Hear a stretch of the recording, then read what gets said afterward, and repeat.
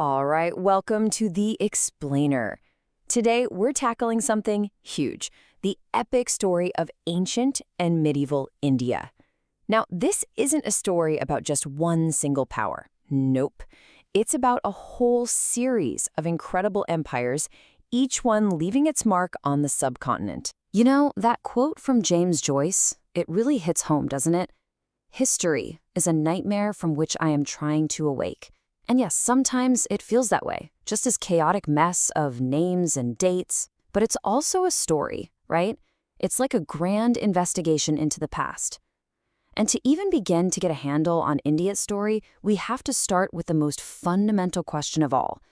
How do we actually know any of this stuff? So, to answer that, archaeologists have this really handy framework. You've got prehistory, that's the easy one, no written records at all. Then you have history, which is what we all think of, written stuff that, we can actually read. But the real head-scratcher, the truly fascinating part, is this middle ground called proto-history. This is where you find writing, but we can't decipher it. Think of the mysterious script from the Indus Valley. It's like finding a locked diary from an ancient civilization. We can see the story is there, we just don't have the key yet. Okay, so our journey is going to start right there, in that proto-historic mystery with one of the planet's oldest and, frankly, most baffling civilizations. I mean, the people of the Indus Valley civilization were just ridiculously advanced for their time.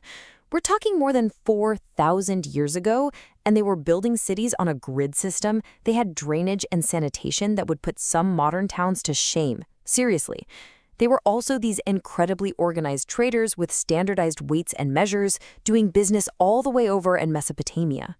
Oh, and they also happened to give the world something we all take for granted today, cultivated cotton. And then, poof, around 1800 BCE, it all just vanishes. The cities are empty, the writing is lost. It's one of the great cold cases of history. What on earth happened to them?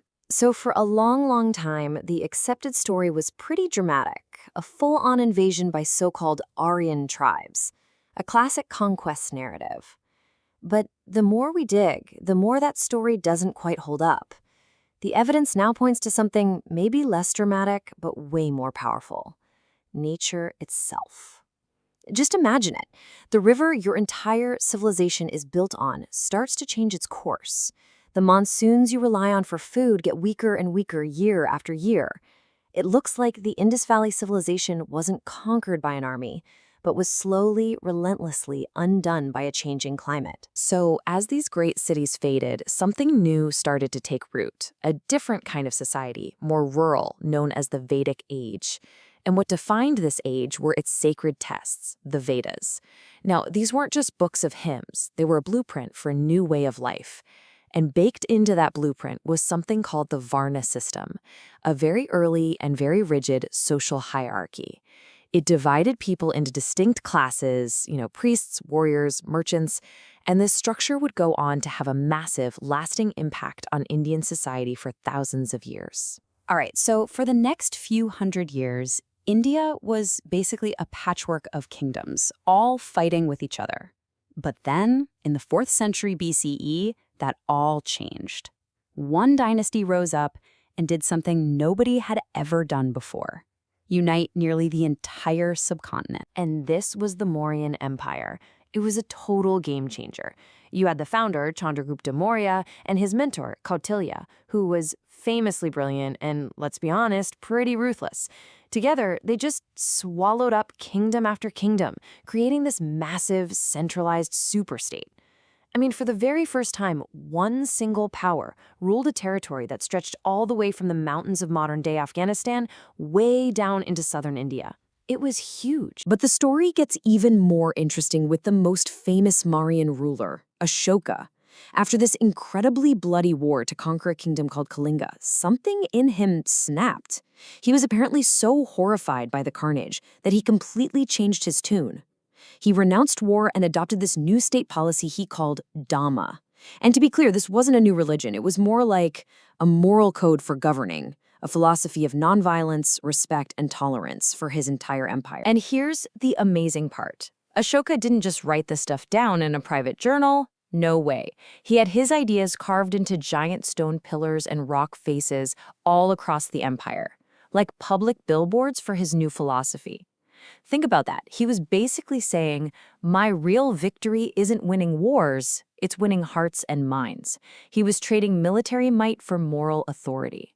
That's a revolutionary idea for a king, not just back then, but even today. So after the Mauryan Empire eventually fell apart, India went back to being that patchwork of smaller competing kingdoms. It would take a long time, we're talking 500 years, before another dynasty managed to unify big chunks of India again. But this time, they wouldn't just do it with armies. They'd do it with an incredible explosion of science, art, and culture. And this brings us to the Gupta period, which almost everyone calls India's golden age. Why? Because it was a time of remarkable peace and prosperity. And you know what that means. It created the perfect conditions for the arts and sciences to just flourish. At the very heart of this golden age was the court of King Chandragupta II. And his court was famous for hosting this legendary group of scholars called the Navaratnas, or the Nine Gems. Seriously, think of it as an ancient supergroup of the greatest minds of the day. You had guys like Kalidasa, the great playwright. People call him the Shakespeare of India. And right there with him were the top experts in astronomy, medicine, you name it. And the breakthroughs from this era, they literally changed the world. You had the scholar Aryabhata, who not only calculated a stunningly accurate value for pi, but also figured out that the Earth spins on its axis. Then there's Brahmagupta, who introduced the concept of, wait for it, zero. You know, the number that all of modern mathematics is built on. Meanwhile, a physician named Susurta was writing down detailed textbooks on complex surgeries. So this wasn't just a golden age for India. This was India giving a massive gift of knowledge to the entire world. Okay, so the Gupta Empire eventually faded, and as it did, a new power started to move in from Central Asia. These new rulers brought Islam with them, and they set up a new center of power that would dominate northern India for centuries to come. And that center was Delhi. For the next 300 years, the Delhi Sultanate was the power in the north. But don't go picturing one long, stable empire. This was more like a chaotic and often brutal relay race.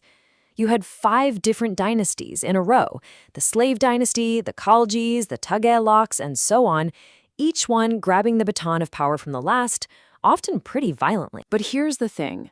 To manage this sprawling kingdom, the sultans built a surprisingly modern-looking government. They set up this whole complex bureaucracy. I mean, they had specialized departments for everything. A department of the military, one for foreign affairs, one for royal letters, even a department of agriculture. This was a really sophisticated system, and it became the administrative DNA that the next great empire would build on. And that next empire arrived with a bang in 1526. A guy named Babur, who happened to be a descendant of Genghis Khan, defeated the last Sultan of Delhi. And in doing so, he founded what would become the biggest, richest, and most powerful empire in the history of India, the Mughals. So think about the challenge here.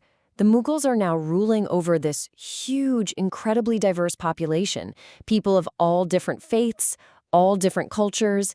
How in the world do you hold something like that together for centuries?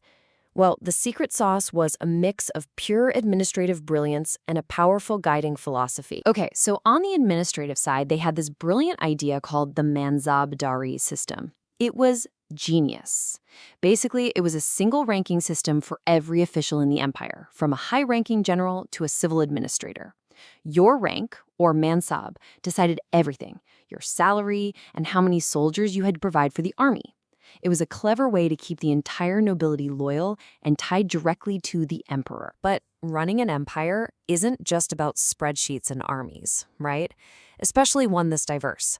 So under the great Emperor Akbar, the Mughals also championed this idea of sulh-i-kul, which means universal peace. It was an official policy of religious tolerance designed to make sure all of their subjects, no matter their religion, could live together in harmony. So let's step back for a second. When we zoom out from all these individual dynasties and just look at the big picture, a really clear pattern starts to emerge. And the pattern is this. The story of India isn't really one of replacement. It's not about one empire wiping out the last.